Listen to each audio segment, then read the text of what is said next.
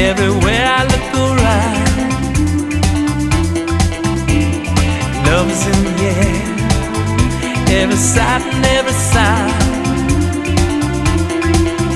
And I don't know if I'm being foolish, don't know if I'm being wise, but it's something that I must believe in, and it's there when I look in your eyes.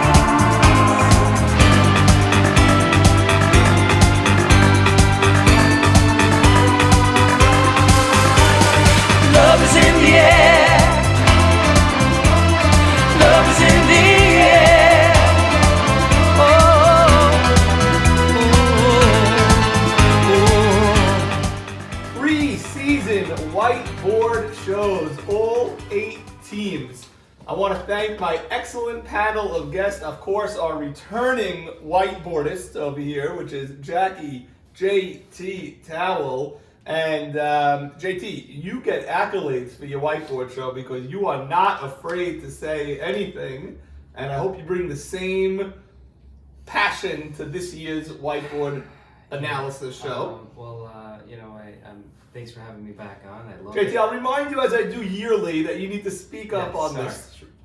Thanks for having me back on. I love breaking down the teams, and I definitely appreciate all the support and love that everyone texts me after saying that it was a great job. So, just looking to do another great job this year. Okay, little JT again. I'll remind you a little bit louder, JT. You actually I'm actually straining to hear you. Okay. Oh, there you go. From the diaphragm. Just breathe in, Let it JT. out. And then we also have a new guest, Jacob. Thank you. Jigga Jamal. Thank Jigga, are you. you in the camera over here? Let me I make believe sure. I am. Keep I believe talking, I am. Jig. Introducing. Yes. Yes. Okay. So Yeah. Jigga, yeah, you're in the camera. good. So Jig. I do need a marker, Norman. Oh well, please, Jacob. Let me get purple. Purple is what I wrote the team, That's fine. the players with. That's fine. We're gonna start with the Toledo Mudhens. Okay, this is Eddie Michon's team. Mm-hmm. We're gonna break down every team, and the reason I asked Jigga this year is because, like JT, he's not afraid to say anything. Now Absolutely. you realize whatever you say today, when you play these teams, they're gonna be like, you said I couldn't play second base, blah blah blah. Mm-hmm. JT never cared about that. And certainly Jigga doesn't care about that, so bring it on. Was it 2 years ago you gave swimming an F? Was swimming an F? So I will say, I'm not going to hold back, but that was a huge motivation for us to win games. We carried it. So what I say today, you guys are going to be using on your bulletin boards, and I'm not afraid of that. So that's my disclaimer.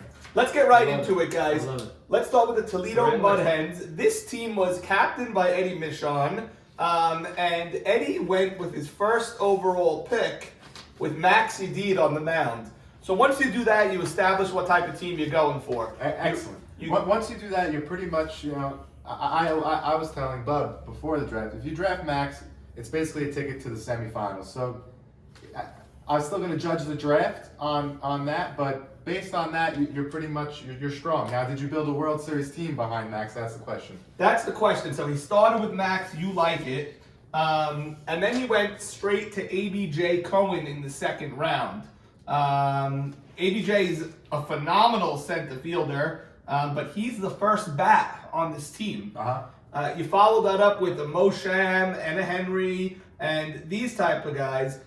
I love this defense because you have who's better than Marsham at short. Marsham is a league legend Hall of Famer at shortstop, probably the best we've ever seen. Like what we're seeing from Z now, Marshama did for decades. It's a body of work. And then Henry at third, that's great.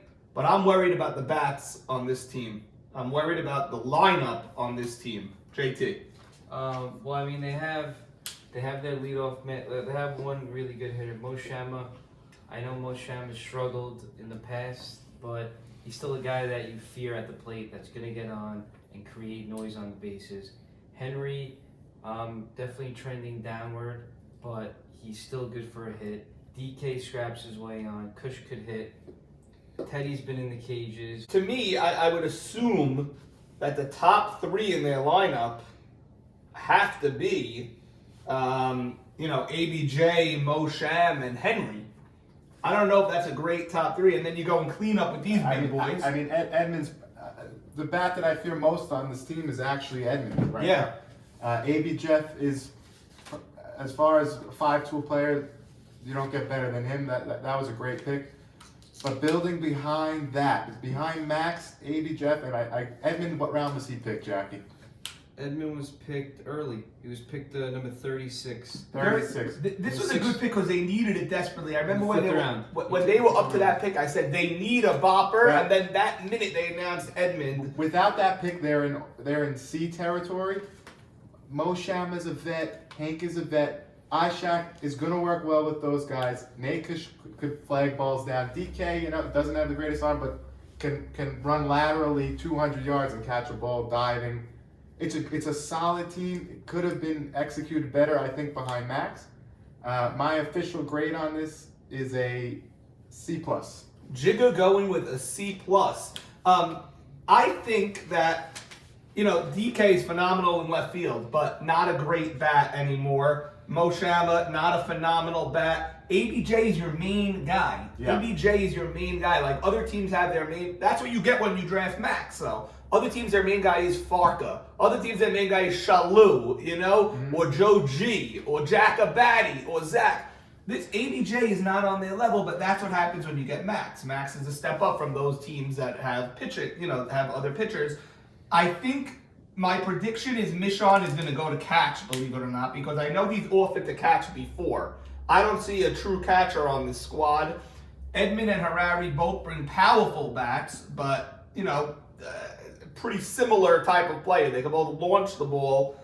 I'm definitely worried about the offense, but if anyone can handle a low offense, it's Max. A key pick that they missed on was when they took Henry at 29. Yeah. They could have had Hank Dweck, which I know he's a rookie this year. Hank Dweck, I don't know if you've ever seen him play. If you've ever seen him play. No, I haven't. He's an absolute monster. And no knock on Henry. Henry's a championship player. He's awesome. But Hank is... he's going to bat cleanup on any lineup, and that's that bat that you guys are talking about that they could be using.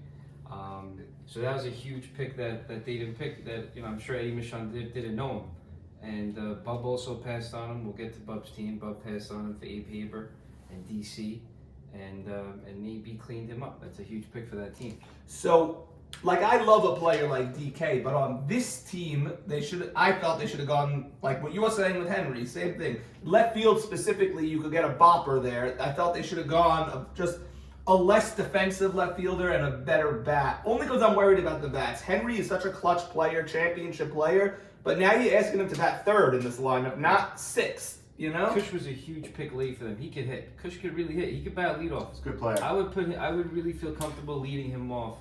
I would. I know he gets that whole, put him at the 10 spot type of rap. He doesn't hit for high enough average to lead off, but I know what you say. He's fast. He hits the ball hard. He hits the ball on the line. Pretty much every time he's up, he hits the ball hard. He gets robbed a lot. There's a plethora of first basemen here that they're going to have managerial, issues putting people. Edmund is going to share time with Harari and Bensta. Bensta doesn't really play second. No, nobody here plays second, really. So that Michon's going to have to work that out. And if Edmund hit what, near 600 last year? Edmund was phenomenal last year. So if we have a return to mean for Edmund, if he comes down to earth, 450, 500, it's still a great season. It's a great point. This is actually their biggest flaw. I would say, second base is a huge spot to be missing. I know Morris Harari likes to play infield sometimes. Maybe he could play a little second base. Yeah, Morris used to play third every now and then. So maybe he could play second. It's a short throw. Right. But he's a much better first baseman, but Edmund's going to be playing first. Yeah. But listen, he could always make a trade. If second base is hurting him, he could always trade Morris Harari for a second baseman for a fielder. Everyone's always looking for a bat. I know, but I don't know if he could give up a bat on this team. Right. And he might, if they can't field the position, they may have to, because with Max Ead pitching, you're going to need defense, and these other hitters are going to have to step up. And then just quickly, the culture. You have Ishak, who loves to rabble rouse. Is the rest of the team going to buy into that? Edmund is familiar with it, but AB Jeff kind of likes to keep more low key. DK, Mo Shama is not really that loud guy. Hank loves it, but let's see. Let's see how this team gels. Let's see how this team gels, because Max likes to take control of his squad also. The culture could be questionable. It could be questionable. It could be borderline. There could be some infighting here, because Ishak's going 1,000 miles an hour. Mosham's been there, done that a billion times already, and not saying a word. You have Henry screaming over whatever he's screaming over. Screaming at Ishak to stop screaming. Yeah, screaming at Ishak to stop screaming. Max turning around saying, "Guys, shut up, let me pitch." Right. I could definitely see that playing out. I really don't agree. No? I don't agree. And Michon, I played with Michon last year. Let me tell you, he does not like no. He likes to do it with action. So Really? Yeah. Eddie Michon's a professional. He definitely likes a nice tight ship. Mm-hmm. But I do think I see that here. DK, Mo, Henry. Yeah, it's a professional ABJ. squad. And I think Teddy's for sure going to be under control. I really do. Oh God, I don't know about that. I absolutely do. I believe in him. I think he will be Under control.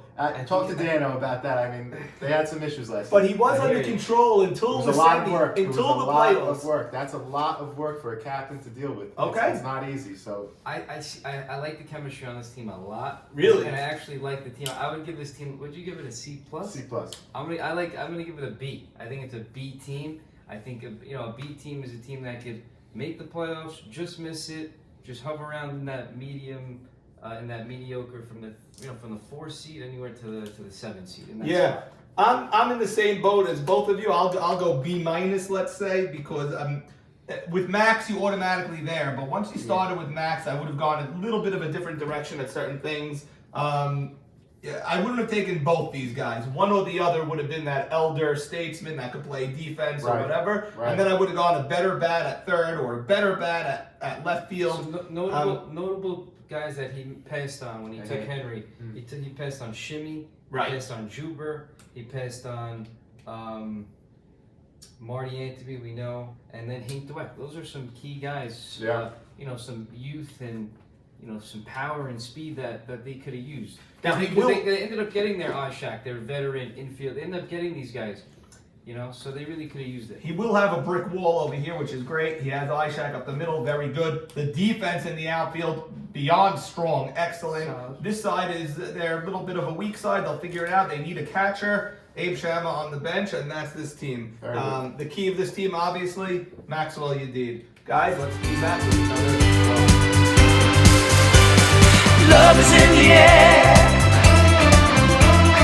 Love is in the air. Oh, oh, oh.